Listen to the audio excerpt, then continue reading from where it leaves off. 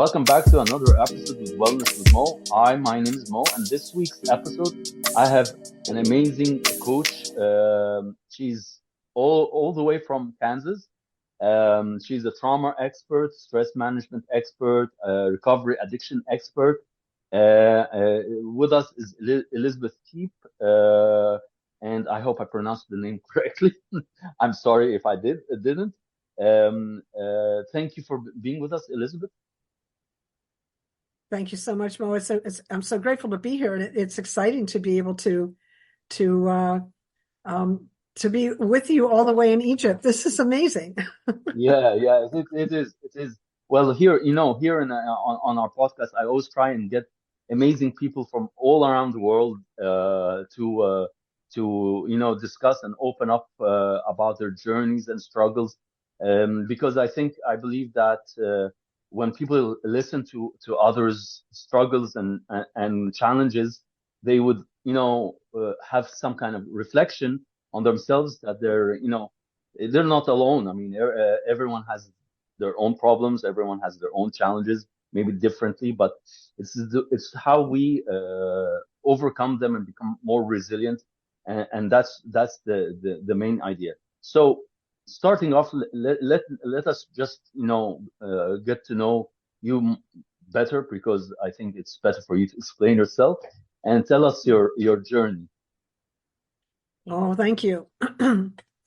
So I really I have a lot of things I call myself. Stress Okay. management is a piece of it. Addiction recovery is a piece of it. Ancestral clearing, historical trauma. These are all bits, but my real where I really shine is helping people find their way through chronic pain. Okay. Chronic pain is any pain that's felt 15 days out of 30 for 3 months or more. Mm. Physical, mental, emotional, spiritual, financial. If you feel it for 15 days out of 30 for 3 months or more, it's chronic. Mm. And because the brain can't tell the difference between a broken bone and a broken heart. It's all the same to the brain sending a signal. It hurts. Mm. That's really where I all the other things that I all the labels that I have, they're all kind of under the header of stress management and chronic pain. Historical Okay. trauma is absolutely a piece of chronic pain. And why is that important? Because chronic pain changes the way the brain processes information. We have this thing called stress response in the body. When we're threatened or under stress, the stress response goes into the on position, and all kinds of biochemistry and behavior happen in order for us to meet the threat or the stressor.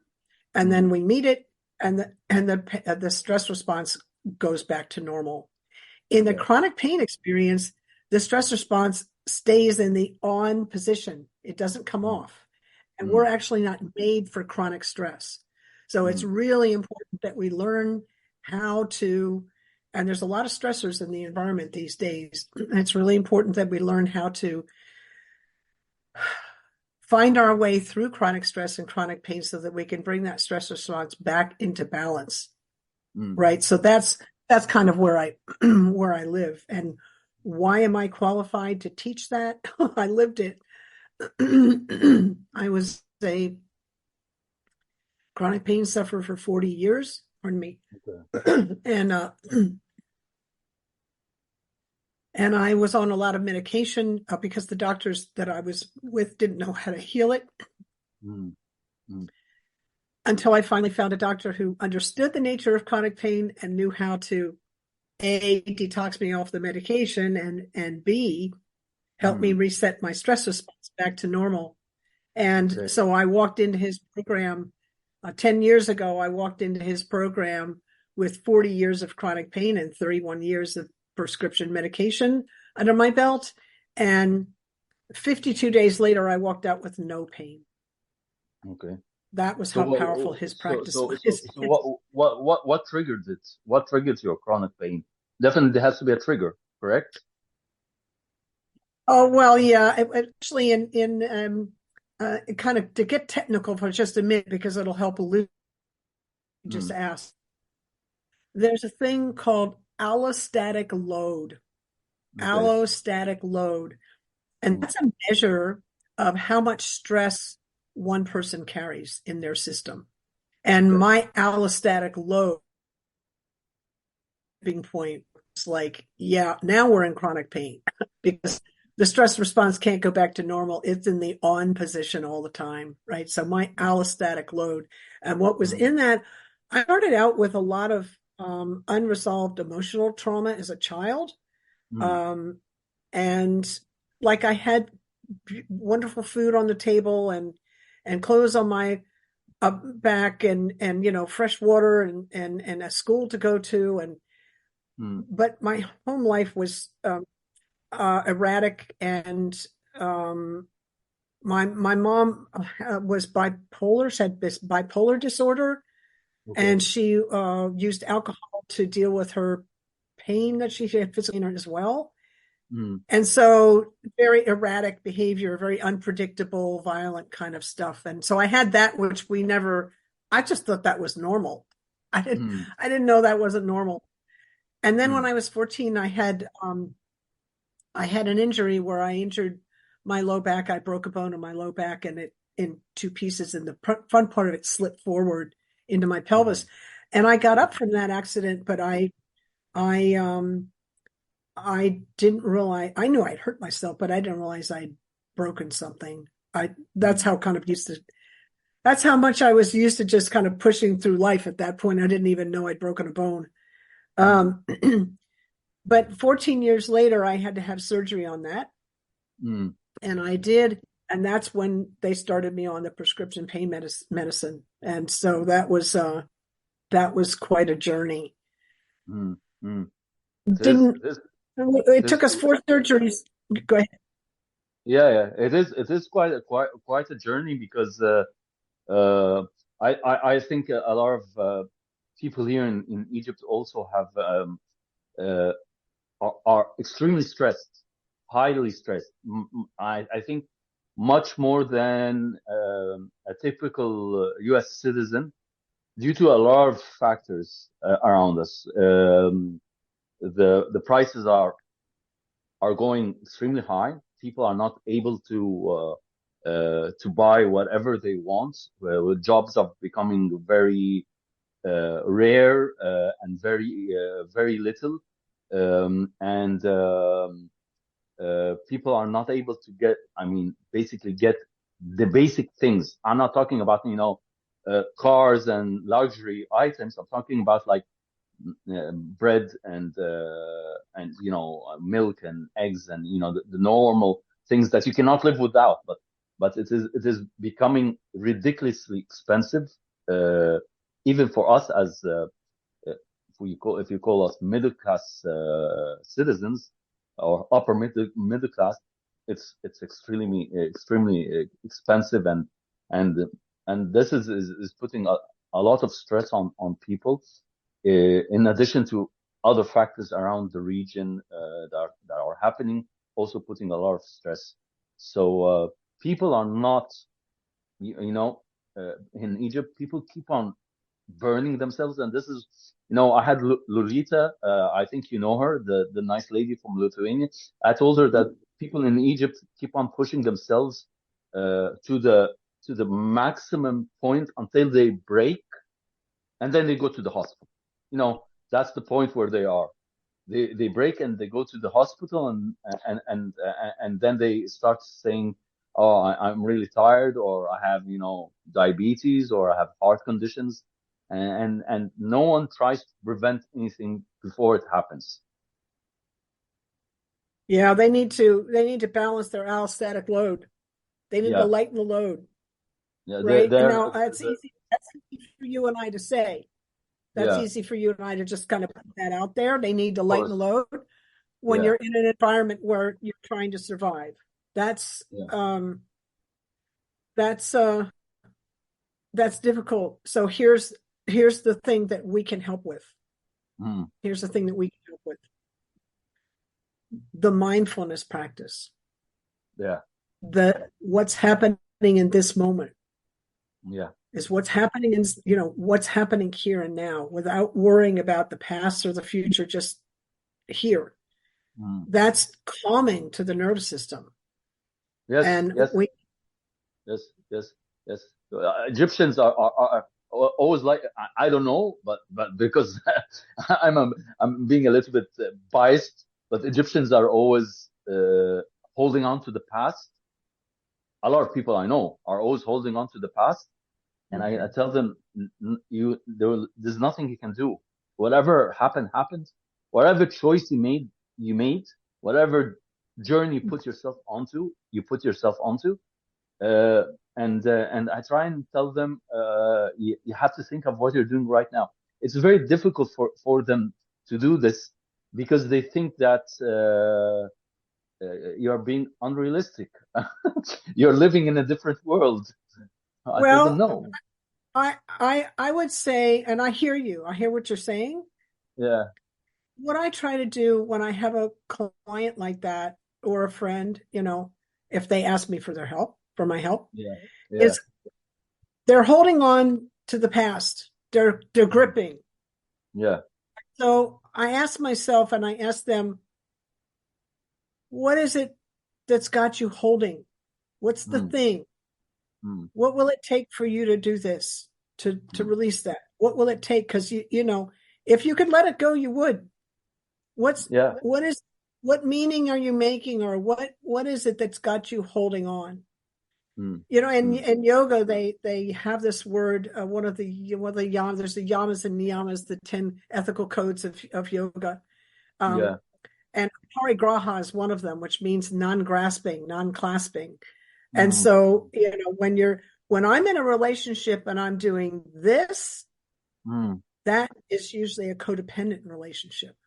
mm, mm, When I can do this in the relationship, and mm, and I can be me and not and they can be themselves, and how they are doesn't affect me so much, mm, um in terms of my behavior, right? I'm kind of I'm I'm in integrity with me, and mm. and then I can kind of let go, right? But Okay. if I'm what if they say something and it makes me move one way or move another, Mm, um that I'm gripping onto something.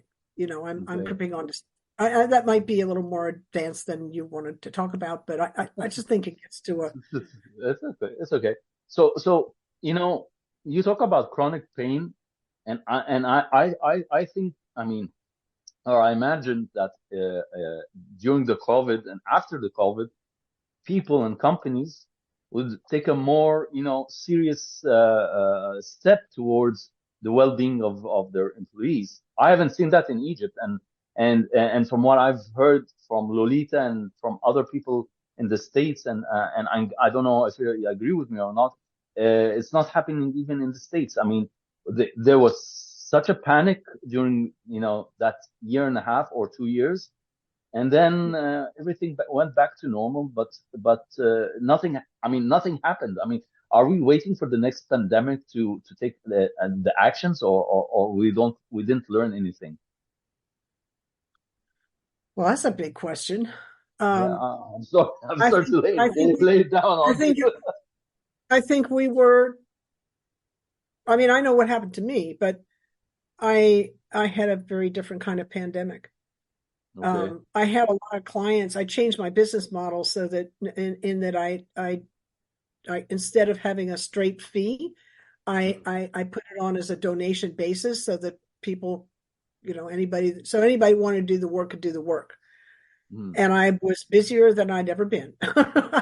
This is amazing. But Yeah. people were hurting, and I still have clients. I have different kinds of clients now. I have different Mm. kinds of clients. Mm. Um, what I've noticed actually, just from the world that I'm living in, Mm. Lita and I are both members of something called the Wellness Universe. Oh, well, I think Yeah. that's how we was through Anna and Yes. through Yes. Pereira, Yes. who runs. Yeah, yeah. Yeah. And the Wellness Universe is has just are coming into having a corporate presence, which is Sure. very exciting. So they're moving in wellness into corporate. And it's not Mm, just the wellness universe because that this is a trend. I mm, just don't know how ubiquitous it is in the mm, corporate world. I don't know whether they're taking, I know it's happening in some places, just not mm. probably. But it's, I remember um, about 10 years ago, for the first time, I saw meditation rooms in an airport. Yeah, I was yeah, like, that's great. That's that's amazing. amazing. Yeah, yeah, it is. It is. Yeah, yeah. And in Egypt, you have I've only seen one company. It's an Egyptian real estate company. It's a big Egyptian real estate company, but it's working with an American American company with with regards to happiness in the workplace. And I've seen their facilities. They have a meditation room, and they have, it's called the meditation room, and I don't know, another room called the journal room or something like that. But they have it, and they do use it, but that's the only company, and this that was, I knew this after, of course, the pandemic. I got to look at their facilities, but till now I haven't seen any company in Egypt, and this is why I have a group of lovely ladies who are coaches in different areas of wellness, nutrition, and meditation and mindfulness, breathing, and hypnosis and hypnotherapy, and all that areas. And we all agree that companies in Egypt, I multinationals and locals, because we always thought that multinationals would have a positive outlook towards their employees, do not have that kind of No, mindset. the ethic is money. How Yes. much money can we make? I mean, that's my experience of like, what's the bottom line, the dollar bottom line? It's not the people's health bottom line. That's not where Yeah. they don't understand that there's a correlation between their No, bottom no, line and the health of no. their workers, which I'm like, if we get it, why don't they? I don't quite understand And that. Elizabeth, they're spending a lot of Egyptian pounds on medical insurance, and are convincing the employees that this is a benefit that you take from the company. Yes, it is a benefit in terms of, you have some kind of security just in case you have anything. Or, however, for me, if you spend all those millions of pounds on medical insurance, why don't you spend a few thousand pounds, actually, very few thousand pounds, on some wellness programs that can lessen, the stress levels, the anxiety, the chronic diseases, because a lot of Egyptians have diabetes, and they have, blood pressure, high blood pressure, and they have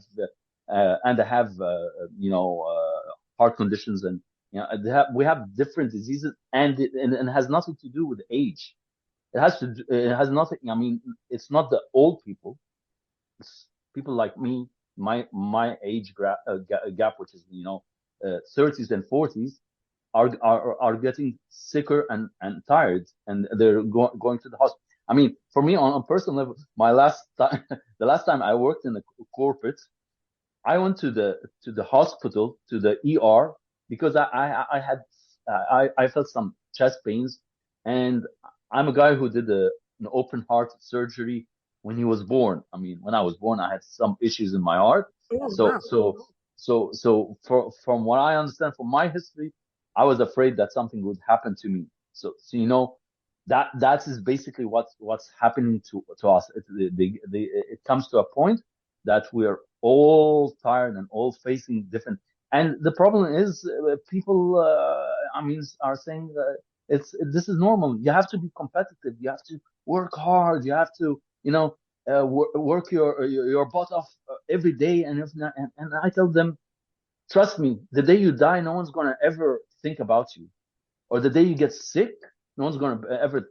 And this is what happened in COVID. I mean, everyone was scared in Egypt, and everyone were the husband and wife were fighting because they they couldn't stand each other working in the same house and working offline, and they don't understand how the online presence is versus the offline presence. So there was a lot of confusion, and nothing happened after that.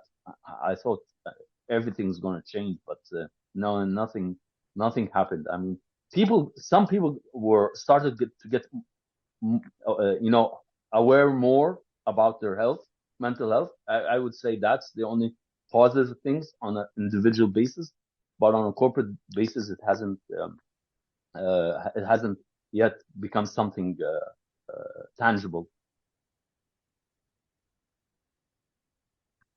I think there's a basic misunderstanding at the corporate leadership level around what it takes to run a team within a Mm, corporation mm, and what stress is and isn't.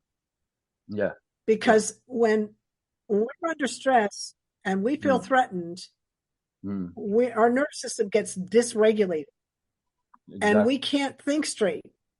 Mm, So how am I supposed to make a good decision if I'm on a team that has a deadline mm, and I'm so stressed that I can't think straight? mm, That's that's a that's just making things worse, you see. So we have to have a basic understanding of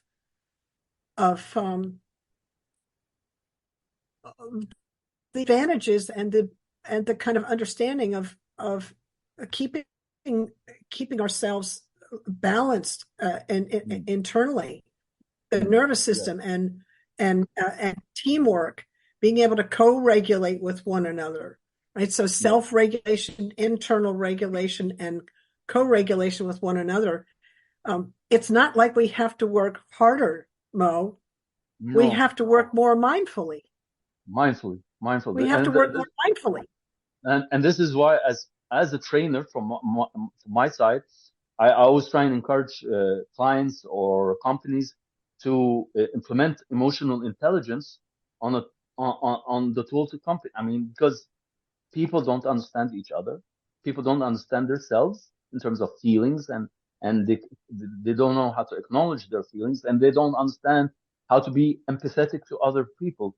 And the problem with empathy and sympathy, like we say it, is that in Arabic, empathy and sympathy means the same thing. Like in English, our people think they mean the same thing. And I tell them no, it's not. Sympathy is not empathy, and that is totally different. And people need to be more empathetic towards each other, and especially the leaders of companies, the top management have to be more empathetic. They have to encourage vulnerability. Here in Egypt, vulnerability is looked at as a weakness. If I'm I agree. vulnerable, Yeah. yeah, if I'm vulnerable, if I did a mistake, and I've dealt with this. I mean, we all do mistakes. I mean, we're not angels. We all do mistakes. So and that's what makes us humans. But when I do a mistake, I would like my manager to support me, not to shout at me or to bully me or to tell me Mhm. that I don't understand or to make me feel bad even more than I feel. I mean, definitely when I do a mistake, I do regret doing the mistake, but it's done. So how can we learn from it? So this is the issue, Elizabeth. Exactly. So Yeah. exactly. Mm, Yeah. So if I make a mistake and I get yelled at or disciplined some way, what is that going to do me? It's just going to dysregulate me more, mm, disconnected from my executive thinking. I won't be able to actually work the solution. So it's mm. working the opposite. Yeah. Yelling at somebody when they make a mistake doesn't help them find a solution, which is what Mm, everybody wants to get to. So we mm, really we have to have a lot more empathy and compassion. But here's the thing: it mm, starts here mm, with me and you, with the individual. If we're not able to feel ourselves, if we're so shut down that we're not feeling our own feelings, and mm, we don't have compassion for ourselves because of our own internal the war that we're, the discontent we have inside, Mm. you know, that affects everyone that we touch. Yeah, So yeah, how can you be a corporate leader if you're disconnected from your own empathy and you're shut down inside? It's difficult. They have to be able to do the work too. The emotional intelligence, everybody should be doing that work. Yeah. yeah, And yeah. they shouldn't be calling anybody wrong. Yeah, yeah. It should always start from the leaders. You definitely watch Simon Sinek videos and inspirational talks, and Simon is one of my all-time idols and mentors, because when he talks, I mean, he makes it very simple. It's a very simple equation. It starts from the top. If you practice vulnerability, if you practice open space, to give your employees an open and safe space to talk about their problems, Mhm. everything will improve. Productivity, growth, revenue, sales. But the leaders here and in the States and all over the world see it on a different scale. I mean, they don't understand. I don't know if they understand it, and they're just uh, ignoring the facts, or they need to be aware or educated about what to do. I mean, this is something.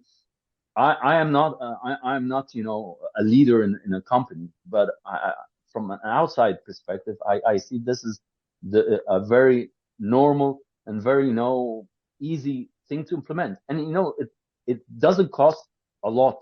I said this before on LinkedIn, and I say it in all the sessions and everywhere I talk. There are things that can be done really simple, that are have less the cost less money, and have a greater impact on the employee and on his motivation. Things like let the employee have like a 30 minutes digital detox. He shouldn't. I mean, for him not to be on his phone for like half an hour, instead of the half an hour he's on his phone and eating, he could be half an hour eating, socializing with people, or just walking around the office, doing anything that has nothing to do with looking at emails, WhatsApp messages, Facebook notifications, LinkedIn notifications, whatever notifications they have, for 30 minutes. I mean, it's not. I mean, it's not that much. It's not going to cost the company a dime. I mean, yeah, things like that. Certain things like that. So I wanted to ask you. Uh, the trauma part that you do, because in Egypt we don't um we don't believe in trauma things. I mean, not believe, but in Egypt it's a very Eastern culture. So anything that happened before, they tell us just forget about it, and overcome it, and push on, and don't worry about it. Certain things like Oh, that. that's the way I But was raised. yeah, yeah, yeah, yeah, yeah. For me, on a personal level, I had my biggest trauma was because my father was a diplomat. He worked in the foreign ministry here in Egypt, so we had to travel to different areas of the world, and so that meant that I had to make friends every time, or start to make friends and start to integrate into the society. And I was bullied when I was outside Egypt, and I was bullied when I was in Egypt. I mean, every time when I go out, I get bullied. When I come back, I get Mm. bullied. When I'm out, I get bullied because I'm a Egyptian, a Muslim, and an Arab. That's what they say. And when I'm in Egypt, they bully me because they think I'm a foreigner who doesn't know how to speak Arabic, and who believes in Western, values, or has taken Western values and Western views. So it was very, a mixed up feeling I had. I was very confused, and it took some time for me to, to overcome it. But today I would tell you that because of this, I can talk to you and I can talk to millions of other peoples as if I'm talking to an Egyptian with no, with no judgment or Mhm. stereotyping or being biased or whatever. I'm very open, and that's the only good thing that came out of this process. To be open to all cultures and understand all cultures. Wow, I'm still taking that in. That's a form of chronic pain that you suffered. Yeah, yeah, That's a yeah, form of chronic pain. yeah. Yeah, It that is. constant bullying, that's chronic stress. Yeah. It is. It, It is. it It is. takes it takes work to a lot of healing work to clear that, Yeah. right? And for me, the way I was raised was it doesn't matter what happened to you, just deal with it and move on. And dealing with it meant we don't want to see your tears and we don't want to hear your joy. We don't want to actually hear you. Just be quiet. Yeah. Just Yeah. take it and be Yeah. quiet. So, Yeah. because that was the way I was raised, um, Mm. I learned to hold it all inside, and that adds to your allostatic load. Yeah. So you end up with a lot of internal pressure, Mm. which I call I didn't suffer from depression, but depression I call deep pressure, right? Yeah. Deep Yeah. pressure, lots of Yeah. unresolved uh, Uh, stuff inside. It takes work to clear that. yeah. It Um, does. the, so trauma's not, it's not like little T and big T trauma. It's like trauma. Dr. Gabor Mate has a beautiful description of that. Trauma's not what happens to you, it's what happens inside of you because of what happens to you. Mm. We get Mm. disconnected from others, from ourselves, from God, whatever you call that power. Mm. Um, and we become very isolated because we're protecting, right? We're in constant protection mode. Well, you can connect kind of in a codependent way Mm. when you're protecting, but you can't really protect like this and open and connect at the same time. The nervous system's not really made that way. So it's kind of Mm. like you can't digest your food and run a triathlon. That's Yeah. Yeah. made for Exactly. that, right? Yeah. So it's Yeah. the same thing. We so it's important that we understand kind of what trauma is, what it does to us, so that we can then do the work we need to do to heal that. And we begin by healing. We're traumatized in relationship, so Mm. we need a safe relationship in order to heal. And Yeah. so we need safety. And you spoke to that, just like Mm. Simon Sinek said. We Mm. need employees need a safe space in order to thrive, in order for Yeah. the company. Yeah. This Of that's course. Yeah. Yeah. I mean, the idea of crying or anything in Egypt for a guy to cry publicly Mhm. is looked at as shameful. I remember my father used to Mhm. shout at me and tell me, "Don't cry. You're a man. You shouldn't cry." And Mhm. but I'm a very sensitive human being. I mean, I'm not like my brother. My brother can, he won't cry, but he would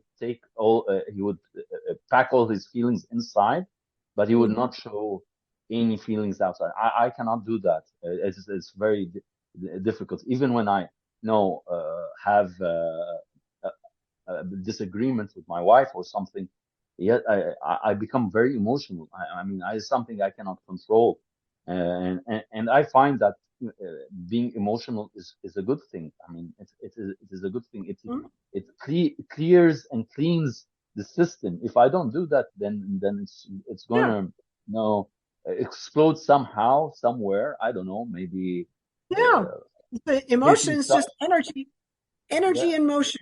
It's just yeah. energy in motion, and the body knows right what to do with that. But like when we're brought up in an environment where you know if we show our emotion, then there are repercussions and negative consequences to that.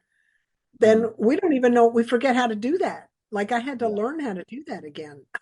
It's like I Yeah. don't even know Yeah. what it, Yeah. I don't have, it's not safe. I had to be in safe spaces in order to do that. Yeah. My younger son, he's 7. He's very emotional also. I mean, he cries from anything, and sometimes he has a very big tantrum, and he starts to cry constantly. And the only way to make him uh, stop crying is for him to hug me. So I let him hug me, and Yeah. I tell him it's okay. Get it out of your system, and cry, and no problem. I'm here, and it does work tremendously, because after a while he starts crying, and he's okay, and everything's fine. So Well, the thing about kids is the little ones is that they don't know how to do emotional regulation. They don't have that capacity.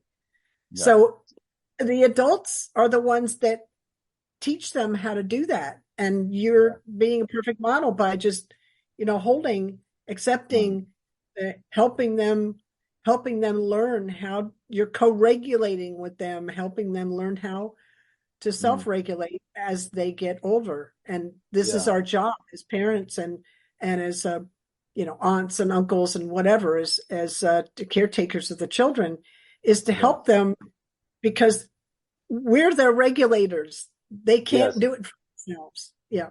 Of course, yeah, of course. So, I wanted to ask you, what's one sentence, or one word that would describe yourself? Wow. Um, well, my mission is to be present. That's Okay, my mission is to be present. okay, Yeah, to be present. right. My mission is like to live a conscious life. That's my To live mission. on. That's beautiful. That's beautiful. That's amazing. So, my final question. I know. Thank you for being with us. So, what's your dream? What do you want to do? What's your dream? What's your Well, hope? my dream is for peace for mankind. That's my Oh yeah, dream. That's always yeah, been my dream. That's yeah. always It been is. my dream. It is. It is. It is. It is everyone's dream. Each human being in the world that feels and sees the cruelty of war, whether it's in the Middle East, or in Europe, or in Africa, Internally, uh, or and the internal internally. war. Yeah, and the internal war. Yeah, yeah. It's beautiful. Beautiful. Thank you, Elizabeth, for being with us on the podcast. I mean, I really enjoyed our talk, and I hope I didn't I wasn't too complicated in my questions, and too difficult in my questions, but I Oh, I enjoyed our I'm conversation. very grateful and very humbled for you for having you with us here today. It's amazing, and I really learned a lot of things today. Thank you for your time. Well, thank you, Mo. Have a beautiful rest of your day. And thank you Yeah, so much for your kind invitation. thank you, Now, thank you, everyone, for this week's episode. I hope next week I hope we'll have a different guest. Most probably, we're going to have a young Egyptian entrepreneur who's managed to solve the job job market issues in Egypt. So stay tuned. God bless you, and be safe.